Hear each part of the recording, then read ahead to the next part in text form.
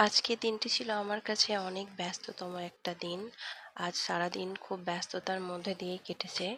তারপর সন্ধেটায় যখন একটু রেস্ট করছিলাম, তখন আমার হাসব্যান্ড হঠাৎ আমাকে ফোন করে বলে যে, "চলো, অনেকদিন তো বাইরে কোথাও ঘুরে আসেনি।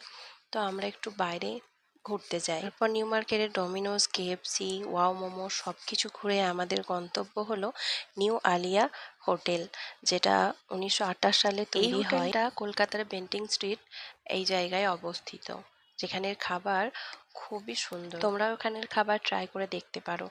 আশা করি তোমাদেরও খুব পছন্দ হবে। হাজবেন্ডের সাথে বাইরে এসে রেস্টুরেন্টে খেতে এসে তখন জানতে পারি যে এটা ছিল আমার অ্যানিভার্সারি ট্রিট, যেটা হাজবেন্ডের পক্ষে থেকে ছিল। আমার যখন সেজ ননদের বিয়ে হয়, তখন এই আলিয়া হোটেল থেকেই শেফ গিয়ে রান্না করেছিল। তখন তো আমাদের বিয়ে হয়নি, তাই আমার হাজবেন্ড আমাকে সারপ্রাইজ দেওয়ার জন্য এই হোটেলেই নিয়ে এসেছে। আমাদের খাবারের মেনু ছিল তন্দুরি রুটি, চিকেন চাপ, মাটন মেটে, লিভার কষা, আর ছিল চিকেন তন্দুরি টিক্কা। আর আমরা শেষ পাতে খেয়েছিলাম ফিরনি আর একটা মশলা সোডা।